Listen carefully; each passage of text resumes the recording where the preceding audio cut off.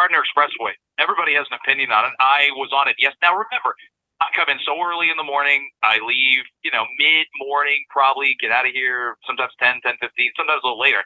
But I met a friend for lunch in Liberty Village yesterday. Get right back on the Gardiner around 1 o'clock. It's busy. It's constantly busy. And I don't think if you don't take the DVP, same thing, you don't realize how busy it is. Now, I think this is a key time for the Gardiner Expressway. Why? Because we're sort of rudderless right now looking for a mayor, obviously, in the next 3 or 4 months. And we knew how the previous mayor felt about the Gardiner. Keep sinking that money into it, which would no doubt go over $1 billion. No doubt that it would. And the city's already got a $1.5 billion budget gap.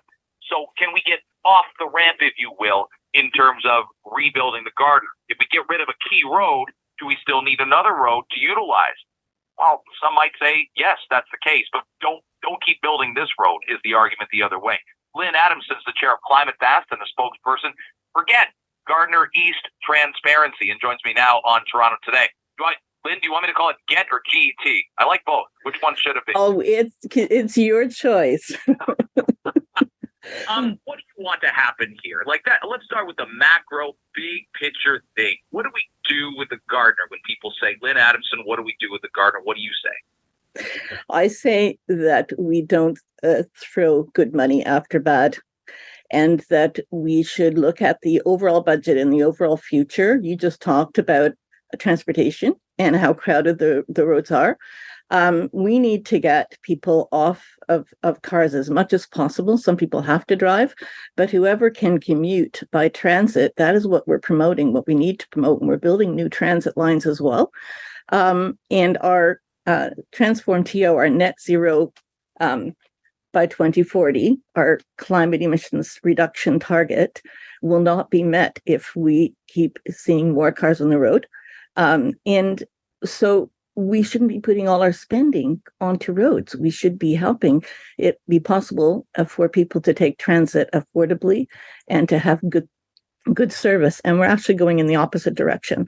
So you talked about the billion for the Gardiner, and we're talking about actually a section of the Gardiner East that includes the ramps. It's $600 million for the rebuild of the ramps that provide that link between the Don Valley and the Gardiner, that you can just come around. But as soon as you come around that, you are stuck in traffic that is going off to various downtown streets. So it's a very clogged area anyway. So that there's a lot to cover about what you're saying. Yeah. I think the analogy I would utilize that you're putting towards me is you're going out to a casino. You're in Las Vegas. You've lost $300. Don't take another $300 out of your pocket, or $600 or $700, and try and win that money back.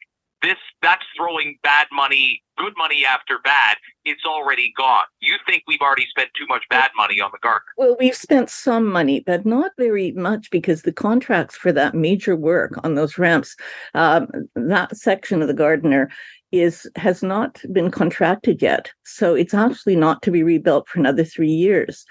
And so there's time to take a look. And you mentioned the mayoral race. What we're really just asking for is for the staff to figure out the expenses we've had so far, what the expenses will look like in the future, what the cost overruns are, and what the feasibility is of taking a different route.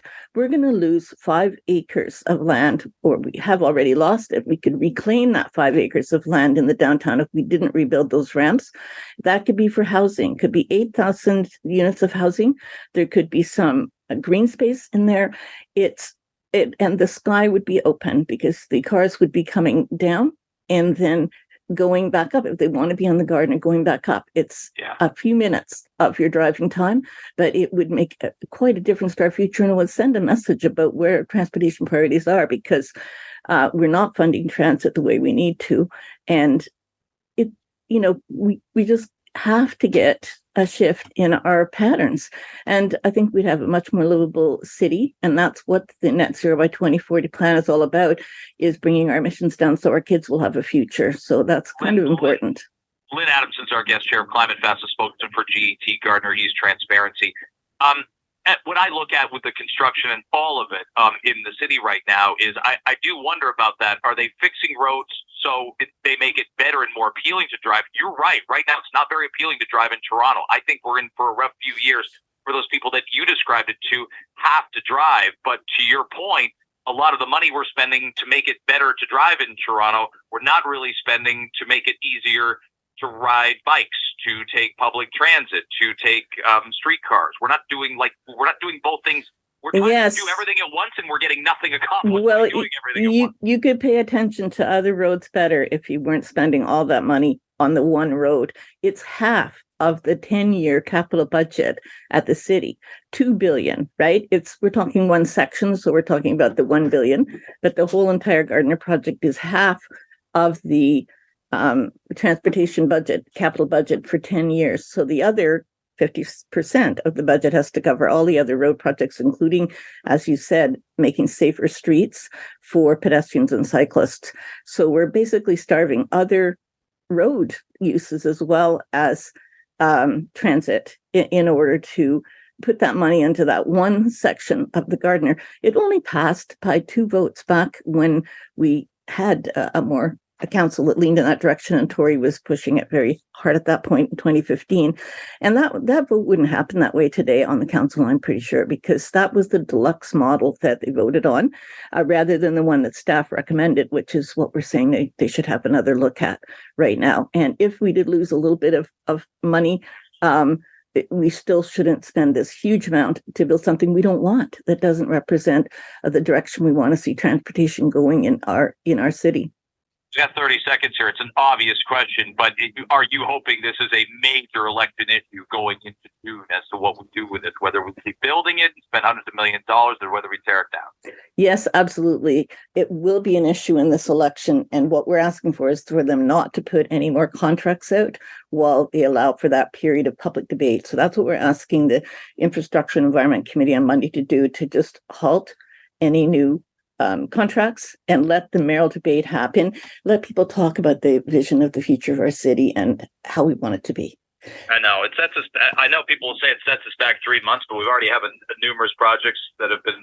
The Ontario line's a great example. The Eglinton LRT that have been set back years. So yes, 3 months isn't gonna. 3 months to decide the next 50 years. And we now have a climate lens on decisions. So we need to put that climate lens forth. We didn't have climate emergency back in 2015. We hadn't declared that yet, and we have. So yeah, we should rethink the future, and the mayoral election is a good way to do it. Thank you. Lyn, let's talk in the spring again. I really appreciate you coming on. Take care. Thank you. Lyn Adamson, Chair of Climate Fest. I'm spoken for